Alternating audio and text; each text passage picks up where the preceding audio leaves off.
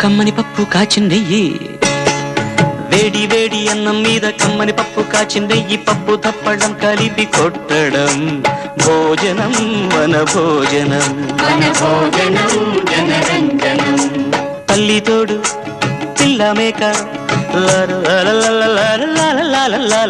తల్లి తోడు పిల్ల మేక ఆలు మగలు అత్త కోడలు బాసు బంటూ ఒకటేనంటూ కలవడం భోజనం వన భోజనం